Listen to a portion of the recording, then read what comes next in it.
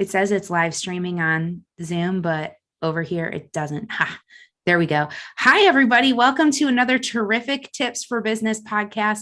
I, of course, am Terry Watkins, your host and Chief Idea Catcher. Zoom, but over here it doesn't. Ha, there we go. Hi, everybody. Welcome to another terrific Tips for Business podcast. I, of course, am Terry Watkins. I wonder why it's doing that. Chief Idea Catcher.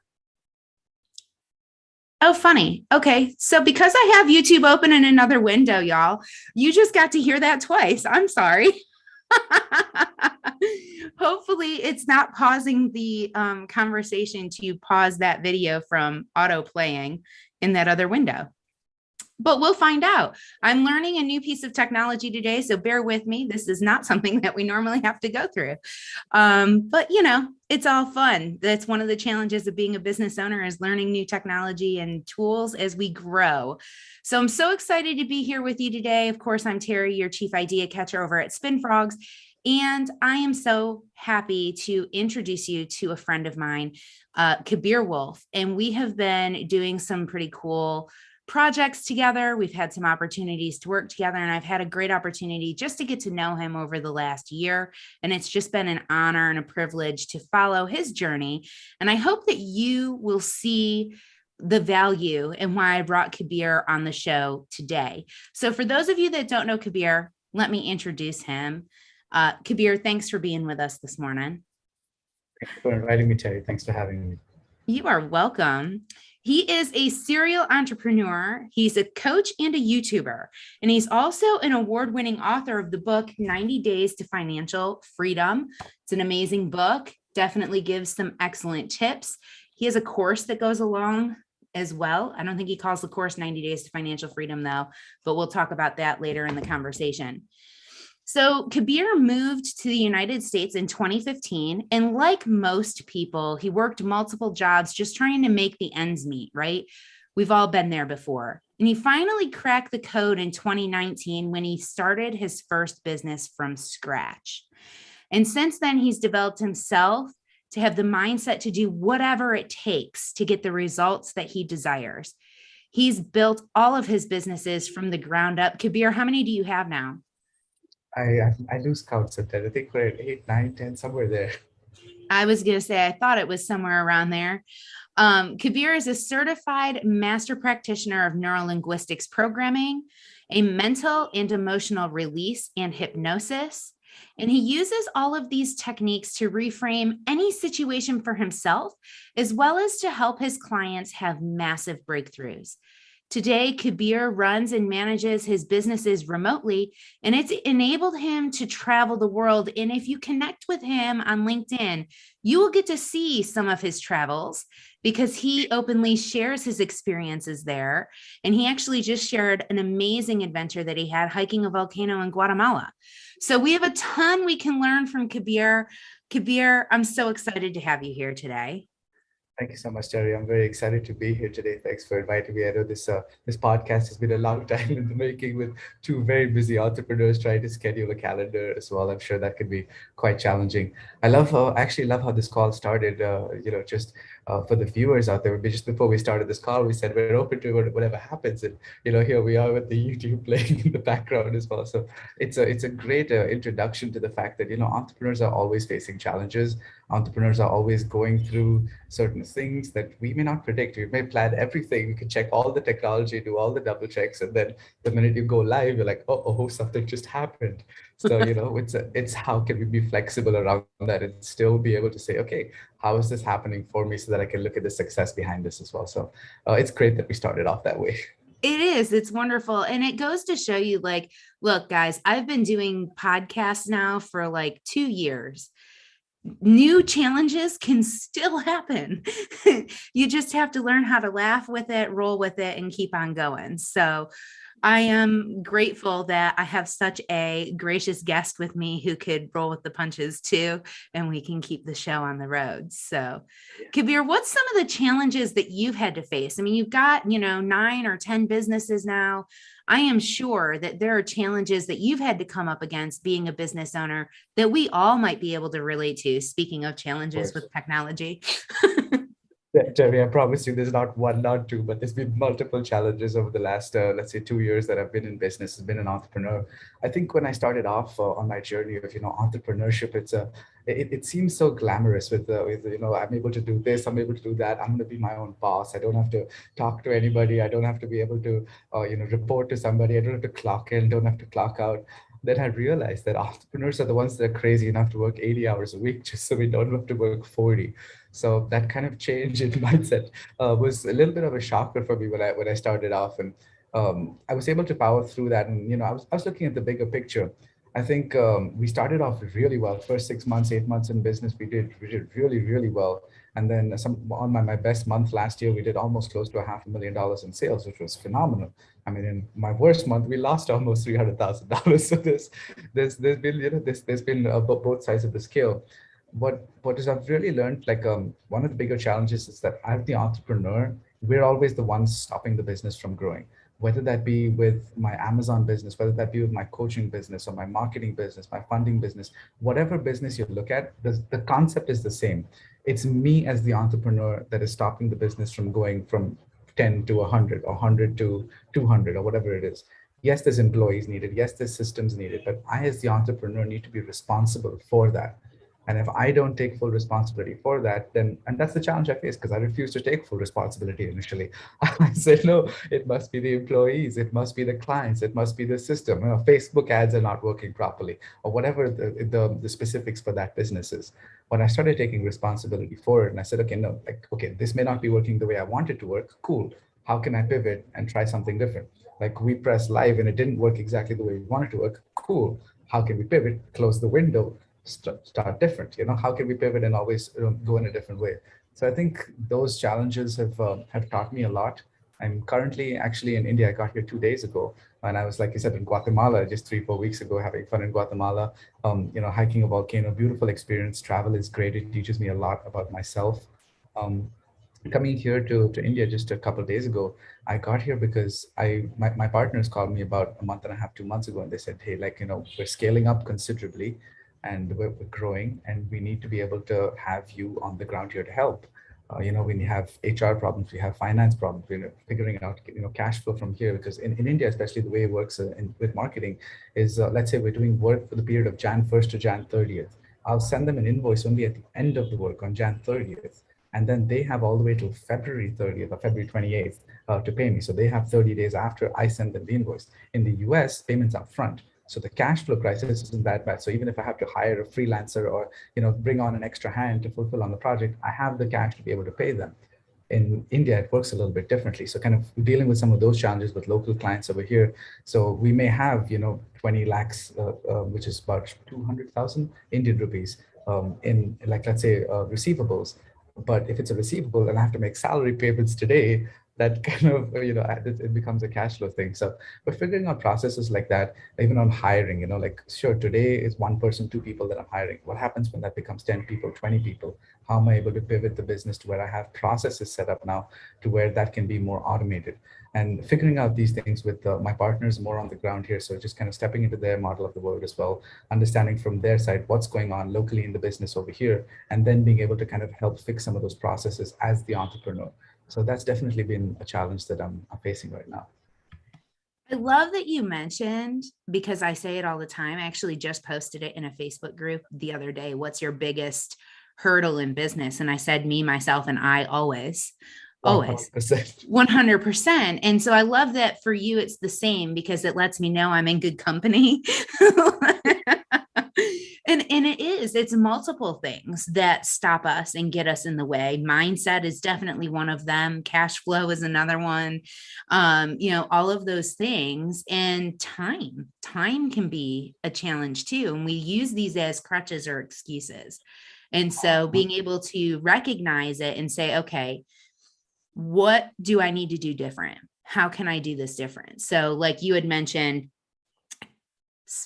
push pause on the play of the autoplay for YouTube. Does it work? I don't know. It says somebody's watching right now, but I don't know if people are watching.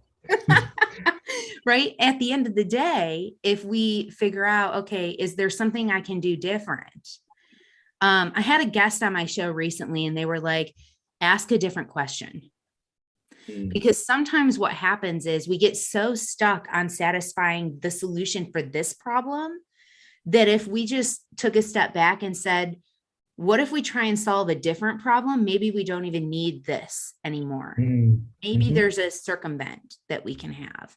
And so when you're talking about the cash flow situation that you're facing right now in your invisible paintbrush company, that's definitely something. I know a ton of small businesses face that, especially if there's somebody who's working in like government contracts, or they're working with larger Fortune 100, 500 companies that are used to paying 90 days in arrears.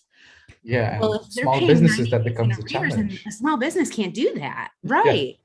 yeah, So talk to us definitely. a little bit about some of the tools, the techniques, or the habits that you're forming to help you put certain systems in place. So like you come into this Sure. problem, how do you remove the emotion from it so that you can focus in on potential solutions?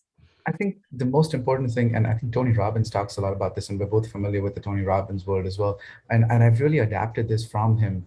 He says you have 90 seconds to feel any negative emotion, whether that be stress, sadness, fear. I don't know what I'm going to do next. Whatever that emotion be, you've got 90 seconds, embrace it, feel it, accept it, get over it. Now you have to start picking out a solution, because living with the negative emotion doesn't serve you. And also, having done my master practitioners in neuro-linguistic programming, mental and emotional release, and hypnotherapy, what I've understood is that it doesn't matter what other people are saying to me or what I'm saying to other people. The most important thing is what I'm saying to myself. That internal conversation with self, that is the most important thing. So am I telling myself at the end of the day, oh no, I don't know what's going to happen with 1, 2, 3, 4, 5 because I have no idea what I'm doing? Or am I say, cool, I got 1, 2, 3, 4, 5 as challenges only because I'm going somewhere. If I wasn't going anywhere, 1, 2, 3, 4, 5 would never show up. The fact that they're showing up means that I'm on a trajectory to go somewhere. And if I want to get somewhere, there's going to be obstacles that come in my way. Am I going to look at an obstacle and say, oh no, it's all over, turn around and go the other direction? Am I going to look at the obstacle dead in the eye and kick that down so I can keep moving forward? So that's the way I look at business. And to be honest, I think the reason we choose this entrepreneur journey, we like challenges. We like to have challenges in our life. No entrepreneur has like an easy life as such. Like entrepreneur, like maybe once you make it to like a really successful level, your challenges become at a different level. But Jeff Bezos, Elon Musk, they're still dealing with challenges. Their challenges are just at a bigger level than the challenges you and I are dealing with. So we all have challenges to deal with. Isn't that true though?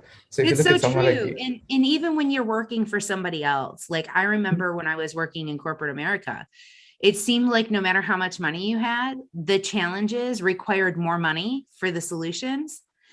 It didn't matter. And so it's funny that you say that, because you're right. Like the more you scale up, the greater success that you have, the more resources you have, the more those resources are going to be maxed out, they're going to be challenged, and you're going to have to find new ways around.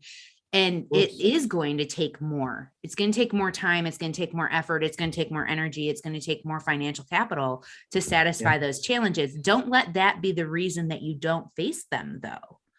Absolutely. And a great example of that, just slightly going a little bit off topic here, was earlier this year in about March or April, we had a lawsuit happen on one of my businesses. And that lawsuit only happened once we hit above $200,000 a month in revenue. Those guys didn't care about us when we were small. As we started growing in revenue, and now I realized something else: umbrella insurances. This is a real thing. I need to have them, because otherwise I end up paying dearly for like settling a lawsuit outside of court. And when big firms come and try to file lawsuits against you, it's like, listen, I'm a small player. I don't have a team of lawyers. So perhaps something like having insurance. So it's expensive lessons that we learn. But 2 years ago, I may have learned a lesson at a $4,000 level. Now I'm learning at a $40,000 level, at a like $400,000 level. So the level keeps changing of the lesson you learn. You're going to keep learning lessons. You're going to keep having challenges. It's how you can pivot out of those challenges, and how can you say, okay, you know what, like, this is the challenge that I faced. Investors lose money all the time. They don't stop investing. They say, okay, that was a bad investment. I didn't make a good decision with that investment. Next time I need to do better due diligence. I need to check A, B, C, D that I missed out on, or whatever it is, whether that be real estate investing, cryptocurrency investing, or even just like, VCs, venture capitalists. Everybody has challenges in all different businesses. As entrepreneurs, once we embrace that challenge, I'm like, okay, now how can I come up with resourcefulness for this? And for me, my biggest solution for coming up with resourcefulness is kind of figuring out, okay, what is it that's stopping me from achieving this? And when I come up with that answer, especially because I'm a master practitioner in neurolinguistics, I understand the language is creating my reality.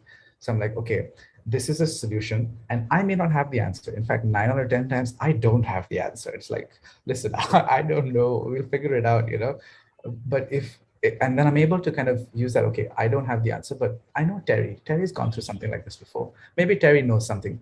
Hey, Terry, how you doing? Can we catch up for a little bit? Let me buy you some coffee. Hey, when you went through this challenge, what did you do? Terry will say, I did 1, 2, 3, 4, 5. Cool. Thanks for your ideas, Terry. I'll go speak to, let's say, John or Tom or whoever it is. This other people. Hey, I know you went through these challenges. I've had people come up to me and say, hey, Kabir, when you went through these challenges, what did you do? And we all just learn from each other. As entrepreneurs, it's important to understand that it does get lonely, but you don't have to do it alone.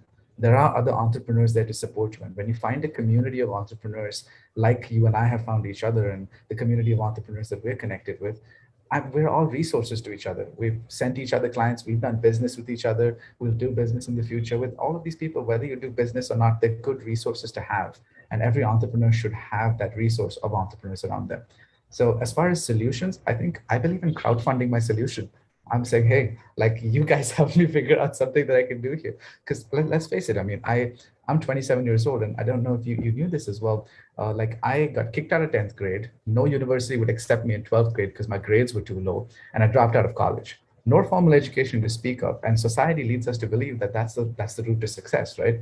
So I'm saying, hey, listen, 90% of you guys out there are smarter than I am, all right? I'm just more resourceful. I'm like, I'm going to crowdfund this solution. I'm going to figure out a way. And I got the willpower and the discipline, more importantly. Jim Rohn talks about this as well. Discipline is the most important thing. And he says, discipline weighs pounds, but regret weighs tons. This is directly from Jim Rohn's.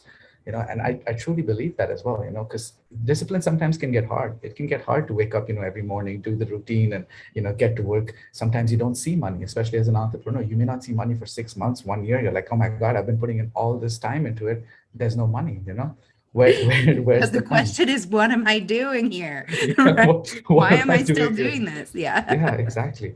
So it always takes, what somebody said, this great quote once. They said, it takes 10 years to have this overnight success.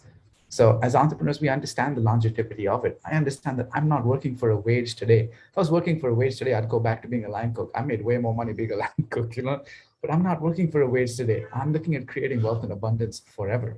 I'm looking at creating recurring passive income. So I hope that answers your question. Beautiful. It's a beautiful answer to the question. And I love that you touched on so many things there, especially excellent quotes from amazing people, Jim Rohn and Tony Robbins alike. And in dead on, we have to have a group of people that are ahead of where we are, not light years ahead of where we are, though, just slightly ahead of where we are, that we can say, hey, have you ever faced this challenge? What in hypothetical situation, if you were facing this challenge, what would you do? Right. That really helps you to stay grounded. It helps you to stay focused. It helps you to know that have faith and trust in yourself, because if you're trying to figure it out by yourself, you will drive yourself insane. You like, don't do that. It's just no fun. So that's Absolutely. such a good tip.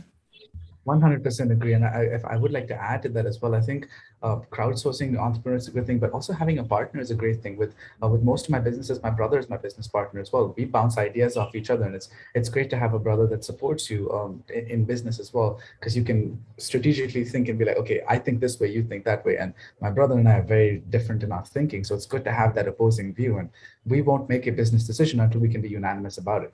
So it forces us to kind of have that internal debate. Or even, for example, last night I was sitting up and speaking with my partner for the invisible paintbrush, and he had quite a bit of advice to offer me. Now, we're peers. We grew up in the same thing, and we've kind of started the company together. In fact, I had more business experience when he started, but he's been more hands-on. So he's gotten to learn some things, which have now allowed me to be able to see, okay, this is what I need to do a little bit differently. This is what I need to do a little differently.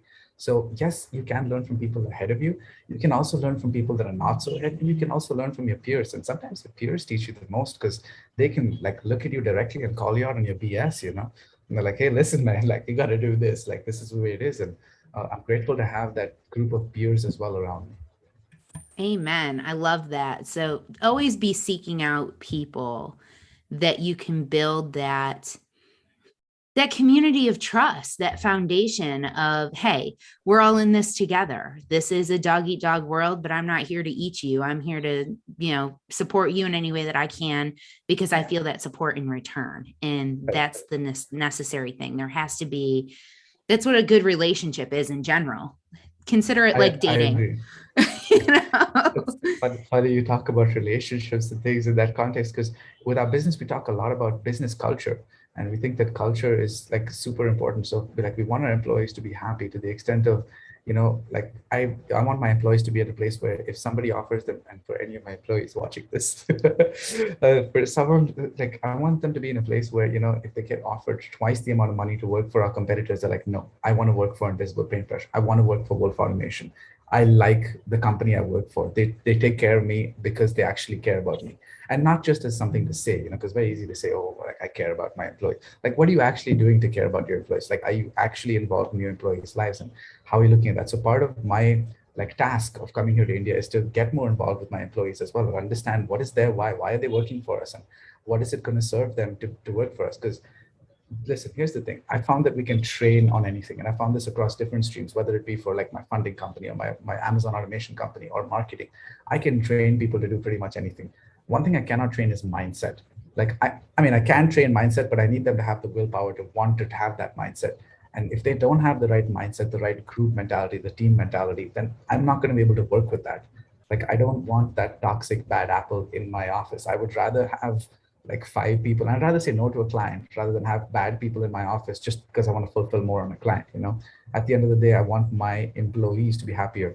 And I actually, this reminded me of something that Gary Vee said on one of his lives. And he actually said that he had a client once, like really long ago, and I'm maybe paraphrasing this, but the client basically disagreed with a Twitter post or something that his office had posted, and they started going off on Gary, and this like, how dare you post this? Da, da, da, da. Now Gary understood that the post was not up to the standard of what was to be posted, but he still stood up for his employee, and he said, listen, if you don't give us the freedom to post whatever, then this relationship isn't going to work. And he actually fired the client. I mean, he went back and had a conversation with the employee as well. But he said, I'm standing behind my employees. Like, we all make mistakes, but I'm going to stand behind my employees. Like, when it comes to my employees versus clients, my employees are, like my guys. So I really like that culture. They're the people that are in the foxhole with you. You got to. Absolutely. Worked for an organization once that it wasn't like that, and it was a toxic environment. People didn't enjoy coming to work. Work was not it wasn't an enjoyable environment, and people were frustrated. They were depressed, and the accounts suffered for it because people were frustrated and depressed, and so they weren't getting as much done as they could during the day. So certain accounts weren't getting any attention at all. And this happens a lot, especially in the digital marketing culture. We actually don't allow employees to work after 7 p.m. We're like, you're done. Like, if we see them work, why are you on Slack? You're done. Like, go home. Go Like, home. and weekends are off. Like, so if there's any like client emergencies as such, as a leadership team, all of us know how to perform different positions, and we can do everything that the employees can do. So if there's a marketing emergency that a client has over the weekend, we as a leadership team will take care of it. I don't want to involve, because as an employee, I've been an employee before. I understand the work-life balance thing. I'm like, hey, listen, you didn't choose the entrepreneur journey. We did. So we'll take that on. Like, I want you to be able to enjoy your weekend. And hey, our clients know it. Our clients know that 7 p.m. Friday night office is closed. You can call all you want. We're not going to answer. Like, and we're very clear about that when we start a relationship with the clients. And again, that goes back to boundaries, and boundaries are important especially with client and relationship with an agency. And boundaries are important with employees and employers. Boundaries are important with friends, with relationships, and in every aspect of life. So just having that really served me. It's not even just a boundary, it's setting proper expectations and expectations of how you can treat others and how you would like to be treated. Kabir, this is such an amazing conversation so far. I know our listeners are enjoying this. What's the best way for everybody to get in touch with you? I think the best way would probably be either LinkedIn or Facebook, Instagram. And I'm sure we can leave my LinkedIn down below as well, so you guys can reach me. Or you can pretty much just Google my name, Kabir Wolf. It's Kabir, last name WOLF. Or you can even grab a free copy of my book, 90 Days to Financial Freedom.com. And I think I charge like a couple bucks for shipping, but the book itself is free. And you get some free courses with it. So my gift to whoever wants it can enjoy it. I'm actually working on my second book right now, and I think I'm going to call it "It's Not About the Money." Ooh, that's Just once you fun. That get sounds juicy for sure. And for once you those get of to you financial freedom. Sorry, go ahead. I was just going to say, for those of you that are watching, Terrific Tips podcast has been around since the start of COVID in 2020. We've had over 100 guests on our show. We've had over 2,000 people across the world listening to the show. And I'm just grateful for all of you. So if this show is serving you, make sure you smash that like button, go ahead and subscribe, share it with a friend, because at the end of the day, the rising tide floats all boats. And that's what this show is created for. I bring on other professionals that are either in the same place as you, slightly ahead of you, whatever it is, to give you those tips and tricks and pieces of advice, just like Kabir's been dropping knowledge for us this morning, so that you don't have to have the same challenges and the same struggles that we've had. We get to grow together. So make sure you like and subscribe and share it with a friend. And back to you, Kabir. What were you about to say? I'm sorry. Yeah, hit the like button for the YouTube algorithm. I'm all about it. I try to plug in the like button as well for my YouTube videos. The like button really does help out the YouTube algorithm because it promotes it to more people. So if you guys are getting value from this, I would recommend hitting that like button for sure. So I think I was just touching up on culture and just talking about business culture and the importance of it. It's just it's phenomenal how it's really people that make the business, right? I preach this to my clients even while coaching. I say, listen, to do business, you need two skills, and like two skills individually for any business across the world. And the first one is people skills. If you can't communicate with people, and whether that be your employees, whether that be your clients, whether that be your vendors, your suppliers, whichever business you're in, you need to be able to communicate with people. If you don't have that communication with people, I'm sorry, man, you don't know how to run a business. That's number one. And number two is understanding the numbers. That it doesn't mean that you become a CA or a financial planner, but understand, like 2 + 2 = 4. It's important to understand that. It's important to understand profit Man, and you loss mean it doesn't sheets. equal 64, really? Gary, I don't know how to tell you this. We may have a problem here.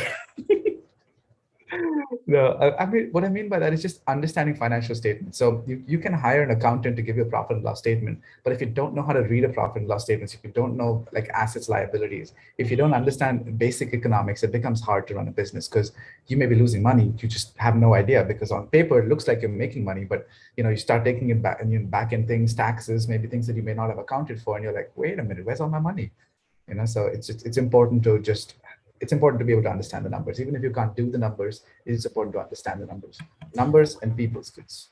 And the numbers are really important too, because we hear about cases of embezzlement all the time, right? Like I Yeah, went to high school with a girl whose father got put away for embezzling some ridiculous amount of money at one point.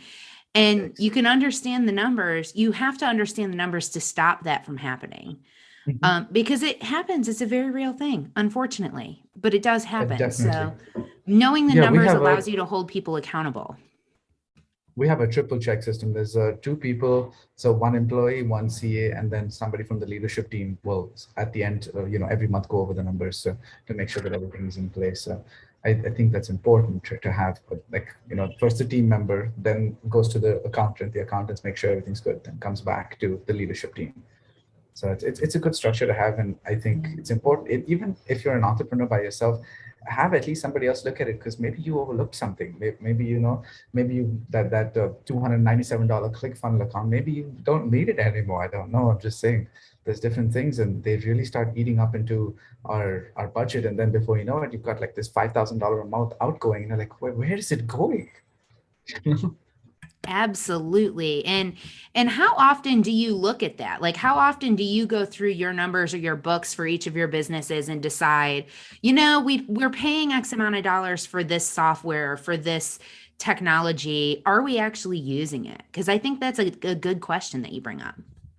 So here's how I would like to answer that question, and then here's the truth. So what I would like to say is that I go over my books every month, and I'm able to analyze and cut down costs and look at things. But unfortunately, the reality of the situation is, as an entrepreneur, sometimes you get so stuck, especially as you're starting out as an entrepreneur. You're so busy working in the business that working on the business sometimes gets a little bit harder. Now, I understand that working on the business is where we're all trying to eventually get at, and we have to kind of go through some of those steps. So currently, I'm in a position where most of my automated businesses, I maybe look at once a quarter, maybe once every 6 months. Some of my more hands-on businesses, I try to look at every month. I'm getting better at that, and I need to be looking at it every month. Is the answer that I want to give you. I appreciate the transparency and honesty. And for those of you that are listening, look, life happens. Things get in the way. It will still be there tomorrow. At the end of the day, if you end up paying for that Adobe Suite software for an extra month, what is it, an extra $25 or an extra $35 that you paid? Yeah, that stinks, but is that really going to kill you? No, like it's fine if you've missed that one. Now you just got to be careful because $35 here and $35 there, they add Add up. up. Yeah. So you don't want to let it go too long. But the honesty of it is, look, life happens, man. You can only get to so many things. There's the same 24 hours in the same day that everybody has. And so you can only get to so many things. So how do you manage your time? Do you use like a block scheduling system? You've got so many different things that are spinning all the time. What's been the most And you say effective way that. for you to have that life balance? That's a great question. So with me also traveling, for those of you who don't know, I've also been traveling since August last year. And I've just been kind of exploring different parts of the world, different parts of the US to begin with. Then over the last couple of months, I did Mexico and Guatemala as well. And now I'm in India. And then I want to do Bali, Thailand, Europe, Brazil, all kinds of places after this. So I've definitely been traveling a lot. So time zone changes also pose challenges. What I like to do is my calendar, and for anybody who wants to adopt this, you're more than welcome to. I use the You Can Book Me scheduler, and it charges me $10 a month, which is like nothing to sync up my calendar to that. And essentially what I've done is I have an event on my calendar, on my Google Calendar called work hours. And it's set to a personalized event, and the calendar allows you to do all this. So basically it's work hours. And instead of saying busy, it says free. And all I do is I move those work hours, and you can only book on any of my calendars. Now, I think I have a total of 14 or 15 different ways to book a call with me, depending on which company you're booking with and what you want to speak about. But it all gets booked on the same calendar. So I paid the $10 a month, but it's all just different accounts under the same thing. So whether you speak with Amazon or with Invisible Paintbrush or with coaching or whatever it is. So all gets booked on the same calendar. So all I have to do is move that work hours event, shorten it, lengthen it, however, what's convenient to me as per my current time zone, and it will adapt it to whatever time zone you're in. So for example, right now, if you pull up my calendar and you look at it, you'll probably see some weird late night hours because that adapts to my time in India. But I've also made sure to adapt for some flexible time in the US as well, because I do business in the US and I want to be able to have US people still contact me at a time that's convenient for them. So I kind of work around that and shape my way around that. I'm very disciplined about my calendars and kind of showing up on time for meetings. And I have automatic emails that go out to my clients as well. And I expect them to show up on time as well. So I have all of that scheduled. For anybody that's an entrepreneur, the $10 or the Calendly calendar or the Google free calendar it's a must. It's not even like in today's world, it's a must. And I've noticed that with things like Zoom meetings, it actually makes me more efficient because now for a 1 hour meeting, I'm on there for maybe an hour, 5 minutes at the most, versus get up from home, go out 30 minutes drive, then you're waiting at the restaurant, then you're, having food or whatever it is, and then you're talking business. So it becomes like a 5-6 hour affair. So the 1 hour Zoom calls allows me to do much more. And to be honest, I prefer the Zoom calls 100% of the time. Like because it allows me the flexibility as well, right? Like if we were doing this interview in person, I'd have to be in the US. I'm not in the US right now. I'm able to do Or this I'd interview have to from be in across the India, and I'm not in India world. right now. That's an option too. There we go. So I think as far as scheduling, definitely have a calendar system. And here's a tip for those who are just getting started with the calendar: schedule in breaks, because it's very easy to have a chock-a-block calendar, 12 hours back to back. I'm gonna do this, I'm gonna do this, I'm gonna do this. And when you hit 4 hours into the calendar and you haven't achieved what you're supposed to achieve for the first 1.5 hours, you get into a funk and you're like, oh, this is too much, or it moves to the next day and then just moves. Instead, if you schedule in breaks like this, I joke about this, but I literally have this on my calendar every evening. There's about an hour of time between 7 and 8 p.m. And it's literally on my calendar. It says senselessly browsing social media, because I know that I enjoy that. I enjoy the Instagram reels, the TikTok, the YouTube. I enjoy that. Why deprive myself of something that I enjoy? But I'm not what, and I do work on Instagram. I do work on TikTok because I'm posting professional videos. I'm connecting with clients, things like that. Now it's very easy while I'm, DMing a client on Instagram to just go and start watching stories or go and start swiping in reels. I have to be disciplined about it to say, no, I'm here to chat with the client on DMs, the comments, the everything else can wait till it's my Instagram time, in the evening. And then when it's my Instagram time, then I go crazy with that. But I don't deprive myself of it. I schedule that. I schedule in lunch. I schedule in buffer times. So out of a 12-hour day that I'm working, I may have meetings scheduled me about 8.5, 9 hours, or engagements scheduled. Then I have buffer times because I understand that we're all also human and we all have to be flexible with the different things that we have in life. Absolutely. I love that. And I've talked with people before about scheduling like when they check their emails. I personally only check my email twice a day. So I Great have it discipline. set up as an autoresponder. That way, whoever has emailed me doesn't feel neglected. They're getting the attention. And they know that I've received the email because they got the autoresponder. But then when I am checking my email, I can respond to them accordingly and give them that appropriate time. Because the last thing I want to do is be like doing something and then have this pop up and then I'm distracted. And you know what they say, Mhm. once you get distracted off a task, it takes a minimum of 20 minutes to get back on task and Yeah. get back into the focus level that you were in. I just don't have 20 minutes to dedicate to like refocusing my brain We got every too much hour. going on. 20 minutes could be very productive if you're like stay in the zone and get it done. And Absolutely. that's actually a great lesson I'd like to share as well. Sometimes I put things off on my schedule, like it'll be like an hour-long thing. Like, for example, applying for the PPP loan was one of these things. I had it and like I just kept pushing it to the next day, the next day, the next. When I finally did, it took me less than 15 minutes. I had scheduled out an hour and a half for it, and I pushed it for 3 weeks on my calendar. I dragged and dropped it the next day for 3 weeks. And when I finally did 15 minutes, it was done. Oh man, see, we make it bigger in our brain than what it really is sometimes. And other Mhm. times, what I find, because we got to love technology, you can't live with it and you can't live without it at the same time. Like you are in there to make a graphic. Okay, we've all Mhm. used Canva before. This isn't a new tool, but for whatever reason, today it's not going to upload this graphic. And so you have to go into your other like paint software program, save it as a different image, and then upload it. And so now something that you thought was only going to take 2 minutes has taken 15 minutes. Who's been there? Yeah. Yeah. Yeah. Come on. We've all been there. Yeah. It always does that. And so we need to have some kind of sense of realistic, like how much time is it going to take? And so having the buffer time lets you say, okay, this took longer than I thought it was going to, but that's okay. It doesn't screw me up the rest of the day. And I'm totally with you. I love the Zoom meetings because it gives me a chance to connect with people all over the world Right. right here. I don't have to go anywhere. I don't have to put myself on a plane. For those of you that don't know, I'm 8 months pregnant. So jumping on a plane is not an ideal situation for me right now. My doctors would certainly frown on that. So at the end of the day, being able to connect with people, being able to serve my clients from the comfort of my own home is really important. And that flexibility that comes with technology is key. But then technology glitches. It always happens. It's a part of life. Life glitches sometimes too, I feel. Life glitches. Absolutely. Absolutely. So, when it comes to working on your mindset, you've done a ton of work in terms of the neuro-linguistic programming, the hypnotherapy, hypnosis work. Is there a methodology or an approach that you take in your daily habits or your daily routine that allows you to keep that clear focus with everything going on? Yes. And I think the secret to that is intentionality. And again, Tony Robbins talks about this, where focus and intention go what? I'm sure you've heard this one before, but energy flows, right? Yeah. But focus and intention go, energy flows. So every morning, what are you waking up and focusing on? What is your intention? Because whatever you focus and what you intend, that's what's going to show up for you during the day. So just be very cognizant about every morning when you wake up.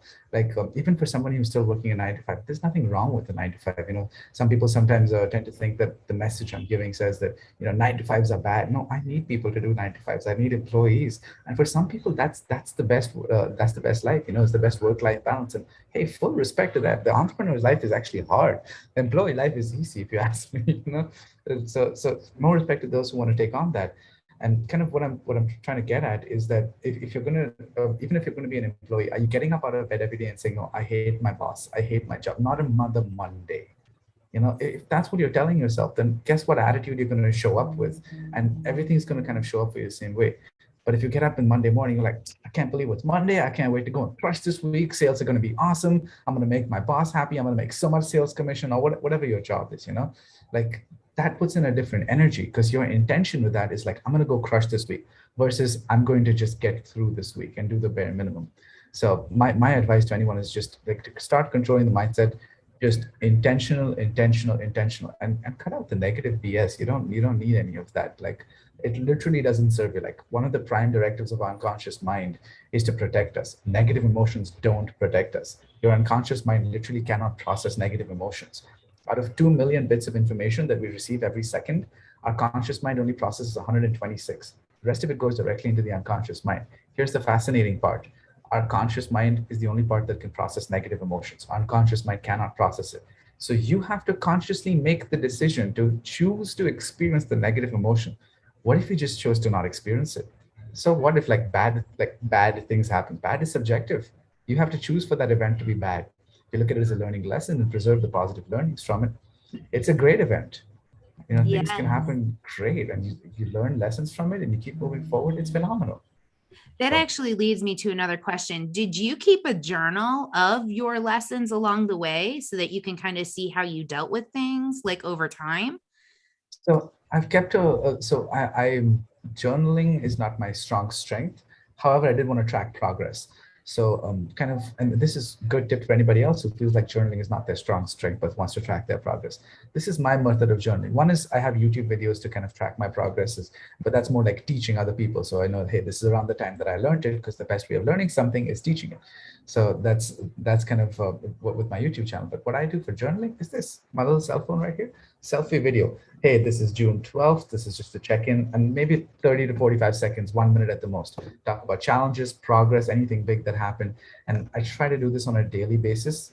Admittedly, so I get it done about 3 to 4 days a week, but that's still pretty good. And I've got a bank of videos on my computer with just, different dates, and it's unedited. It's not published anywhere. It never will be published anywhere. It's for me. But it's fun, and I enjoy that. Well, you could publish it. It could be a guide for somebody someday. Go through and pick out like There's the biggest accomplishments or the biggest lessons. Because here's the perhaps. thing, right? We learn from people, we learn from their successes, but a lot of times we don't know what created that success. It kind of happens by magic in some way because like Tony Robbins says, where focus goes, energy flows. And it's not always you that has manifested it. It's the Right. subconscious, it's the energy of the universe that Be the manifests environment. whatever that goal was, right? So you've put it Right. out into the universe that this is what you want. And then sometime later, that is what you got. And you don't always connect the pieces of the steps along the way that you took to manifest that into reality. So hmm having some kind of log about it to be able to say, okay, this is how that happened. Now I can go back when somebody says, what did you do to find your success? You can say, well, it took a lot of consistent energy in these specific areas Right. to make that happen And for me. I'm kind of focusing on some of that stuff with my next book to write about some of the challenges I faced, and things like that, especially with, like with lawsuits, cash flow crisis, frozen bank accounts, things like those can be very challenging. It's like the worst part is having the money and having your bank account frozen. It's so frustrating. That would be really scary too. I mean, especially as a small business owner, you've got payroll that you've got to pay, and now all of a sudden you can't access your account because it's frozen. What? need to be need to be flexible. You need to have other backup options, multiple bank accounts. I always preach that. I'm like, if you have a business, you need to bank with at least two different banks. What happens if one bank decides to screw you over? Good tip. Excellent tip. Kabir, this has been chock full of amazing tips. What's the best way for our listening audience to get in touch with you again? Wow, we are at the top of the hour. That was lovely. That was a quick hour. Excellent.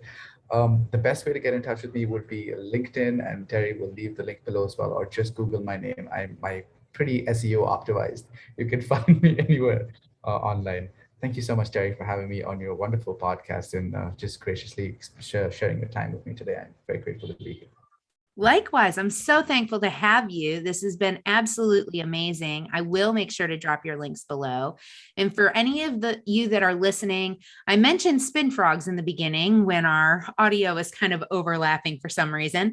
But SpinFrogs is a forensic marketing firm. We're focused on supporting business owners that are independent business owners that are frustrated with their marketing not going the way that they want it to go, or they really just hate social media, or they're concerned about losing their culture, losing their voice when it comes to outsourcing or hiring an agency to manage their marketing.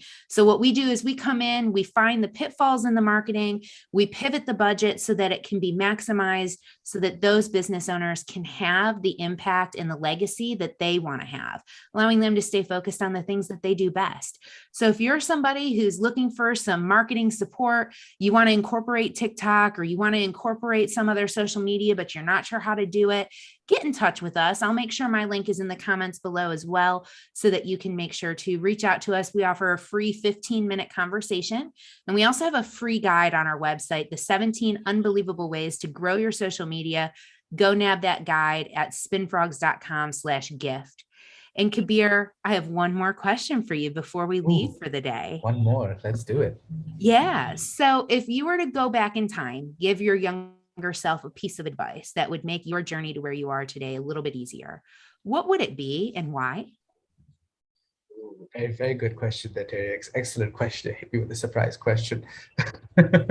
I think I think the most important thing that, and even when I say younger, I mean, I started my entrepreneur journey in August 2019. I'm even saying, let's go back 2 years, forget about 5 years, 10 years. There's all kinds of advice I would give there. I'm saying, let's just go back 2 years. And I think for me, the biggest advice that I would give myself is to just keep pushing forward. Because had I, and then stay focused, really, like stay focused and push forward. Because when I started off, I was like, just dipping my toes into this entrepreneurship thing. I was like, we'll see what happens. But had I gone really all in month one, I'd be in a different place today. Things would have been completely different had I gone all in and stayed focused. Now, I know we spoke about me having multiple different businesses, and really going back, the advice I think I would give myself is to stick to one or two and really focus on those. Like even right now, as I'm speaking, I'm looking at my different businesses and I'm trying to cut out the fat. I'm saying, hey, I don't need to have these many businesses. If I can have 4 businesses, 3 businesses, 2 businesses, 1 business that provides 50 times the revenue that all of these provide, and it can, if I focus on it. My attention right now is divided quite a bit. So I think that would be a bigger advice that I'd give myself. Just focus on one thing and know that it's possible for you to do it, because if somebody else can do it, you can do it. There's nothing that I don't have to be able to achieve that level of success that somebody else can do. So stay focused and stay persistent. Business takes persistency. Being an entrepreneur is challenging, and it's going to come with its a set of challenges. And people are going to tell you that you're this and you're that, and you can't do it, and you're a scam, and you're a so and so, and you're an F word, a B word. Just got to keep pushing forward. Cut out the fat, cut out the haters, and stay focused on your goal and task. Such a great piece of advice. And, at the end of the day, you're spot on. Like, if we focus on the one thing, and there's actually a great book by Gary Keller, I've talked about it on this show before. The One Thing talks about the 5 or 6 different balls that we all juggle in our day-to-day life, but the one ball that's made of glass that you cannot drop. If you drop it, it shatters. You cannot glue it back together. That ball is the relationship with yourself. And so you've got to make sure that you are always handling that with love and respect and care. And so read the book, The One Thing, because it really does help you focus in. It's something that I do on an annual basis now. I actually started reading it last year. I read it last year. That was the first year I read it. So it's about that time for me to pick it up again, because it's a great way to round out the year and start off the next year fresh. But it allows you to focus in. And a lot of times as entrepreneurs, we want to pick up and implement a new thing, but we're so excited to implement the new thing that we never finished implementing the other thing. So we didn't get everything out of it that we could have before we moved on. This could be a Shiny product ball. in your business. Yeah. Shiny object syndrome, right? Mhm. Squirrel. We all have those moments, right? And there's nothing wrong with those moments, but take those moments and tap into that energy and apply it back to the thing that you've already done, so that you can max out that before you move on to the next thing. And that's the only logical way to do it. It does mean though, there's a lot of energy going into something you've already created. People who write books face this all the time. You spend the better part of a year putting down all of your love and your thoughts and your energy into this book. And now you're not done talking about it yet. You got to go talk about it everywhere you go, right? And you're like, God, I just want to stop thinking about this book, right? But nobody else knows about it. So you have to share it. It's the same idea. You can create a beautiful product. You can create a beautiful service. You can create a beautiful book or a beautiful piece of art. Just because you've spent a year with it doesn't mean anything to anybody else. You have to still have the energy to share it. And have value in what you're sharing as well. Yeah, absolutely. 100%. Kabir, this has been absolutely wonderful. Thank you so much for the time today. I really appreciate it. And for all of you that are listening, I look forward to talking with you next week on our next Terrific Tips for Business. Have a terrific week, everybody.